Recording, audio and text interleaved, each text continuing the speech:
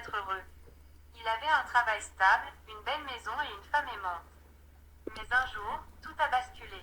Jack a perdu son travail et sa femme l'a quitté, ne supportant pas la pression financière et émotionnelle qui pesait sur leur couple.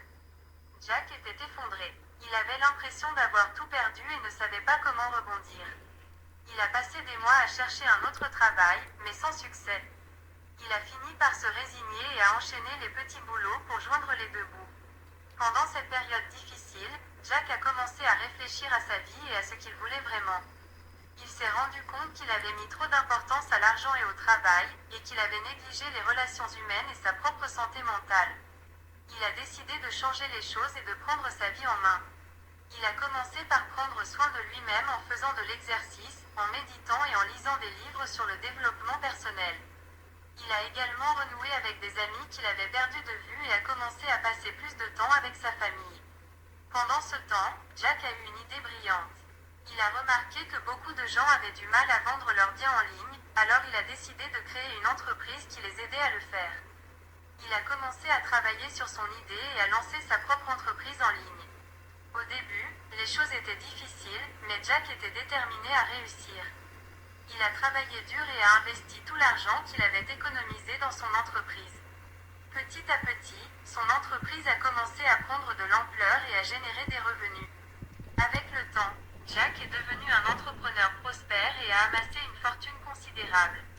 Il a acheté une grande maison, une voiture de luxe et a commencé à voyager dans le monde entier. Il avait tout ce dont il avait besoin pour être heureux, et pourtant, il se sentait toujours vide à l'intérieur. C'est alors qu'il a réalisé que l'argent n'était pas la clé du bonheur. Il avait tellement passé de temps à poursuivre l'argent qu'il avait négligé les choses qui comptaient vraiment dans la vie, comme les relations humaines et la paix intérieure.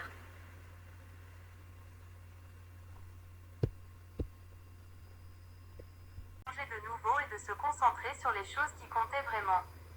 Il a commencé à faire du bénévolat dans des associations caritatives et à aider les gens qui étaient dans le besoin.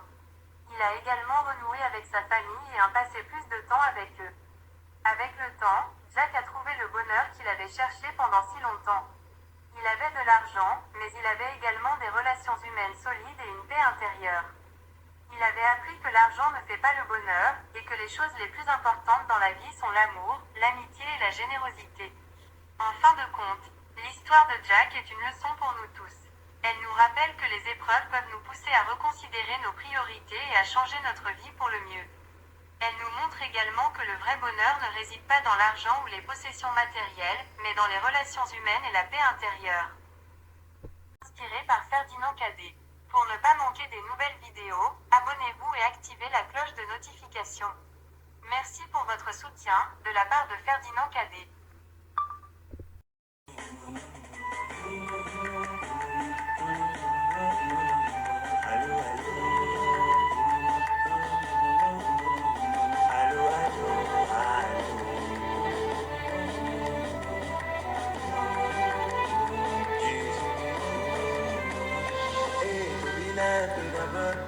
Avant que je raconte mon scénario, c'est vrai que la vie ne fait pas cadeau.